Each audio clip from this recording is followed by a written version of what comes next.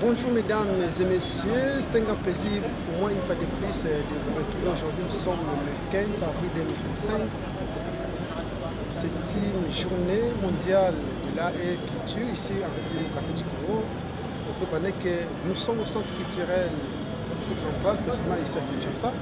Je suis face avec le professeur, il va se présenter. Bonjour, je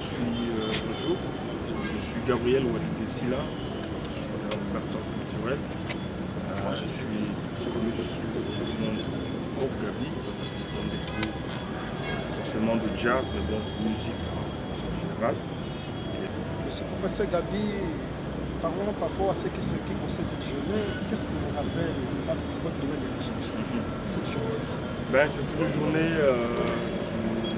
qui est déjà, je suis en train de louer cette initiative de pouvoir rencontrer l'artiste. Parce que, il faut le dire, quoi, sachez que chez nous, ici dans le pays, les arts sont comme vraiment négligés. C'est comme ça que beaucoup de talents, déjà au départ, quand vous essayez de mettre ce talent-là pour les enfants, il y a des parents qui sont réticents. Donc, moi qui vous parle, je suis passé par là. Encore, je suis en train d'essayer de faire mes preuves, mais j'ai dans ma famille aussi des gens qui ne croient pas ce que c'est l'art. Si je comprends bien, ici en République démocratique du Congo, la culture est négligée. C'est très très négligé. C'est comme ça que les artistes se débrouillent eux-mêmes. Il y en a qui meurent pauvres parce que voilà, ils ont fait du travail, mais la rémunération, la reconnaissance. Dans la misère. Ouais, c'est ça vraiment, c'est un truc, parce que bon, ailleurs, tu sors ton disque, tu conçois ta statue, des choses comme ça, tu fais tout ce qui est en art là, c'est reconnu, je veux dire, les structures sont là, quoi.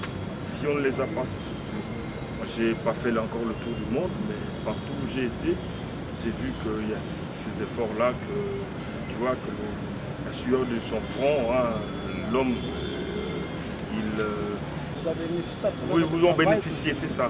Mais ici, c'est vraiment pas le cas. Je veux dire, moi j'ai des aînés comme que j'ai toujours respectés, comme par exemple, je vais prendre au hasard comme ça, Liolo, ou j'allais parler de Pépé Calé. Pépé Calé, Pépé Calé a fait des grandes choses. Aujourd'hui, il y a même des jeunes qui ne savent pas qui c'est.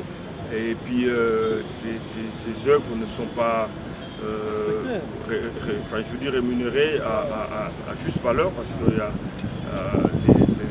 les enfants Pépé Calé qui sont là mais qui n'enregistrent pas.